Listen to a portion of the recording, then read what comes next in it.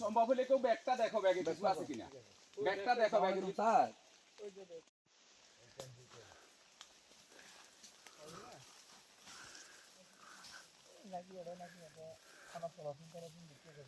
কাজী সাহেবের সাথে এখানে আসছি, আসার পরে দেখতে আছি গহীন জঙ্গলের ভিতরে একটা লাশের ঠ্যাঙ্গের অংশ আছে আর মাথার অংশ, আর কোনো কিছু এখানে দেখা যায় না। আর কিছু দেখা যায় ওর ব্যবহারিক কাপড় চোপড়, এগুলি দেখা যায়, একটা ভ্যাগ, একটা পানির নিচে পানির একটা বোতল দেখা যায়, একটা বয়ম, তাছাড়া অন্য কোনো কিছু আর দেখা যায় না। আলীগঞ্জ মৌজার একদম লাস্ট দক্ষিণ সীমানা তুলাবাগান, এখানে গহীন জঙ্গল, এই দূর দেখলাম আমি।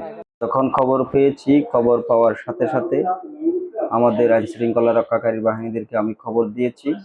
তারই আলোকে ওনারা সাংবাদিক ভাইয়েরা সহ সকালে গিয়েছে একটি পরিত্যক্ত দীর্ঘ গহীন জঙ্গলে, নূর মোহাম্মদ পুতু মেম্বার ভাইয়ের বাগানে একটি কঙ্কাল পাওয়া গিয়েছে। জানি না এটা কার মায়ের সন্তান, কার বাপের সন্তান। আমি চাই প্রশাসনের মাধ্যমে এবং আপনাদের জাতীয় দর্পণ সাংবাদিকদের মাধ্যমে আমি চাই এই রহস্য উদ্ঘাটন করা হোক। আমি সুস্থ নিরপেক্ষ তদন্তের মাধ্যমে তার লাশের যে প্রকৃত সন্ধান উদ্ঘাটন করার জন্য প্রশাসনের প্রতি আহ্বান জানাচ্ছি।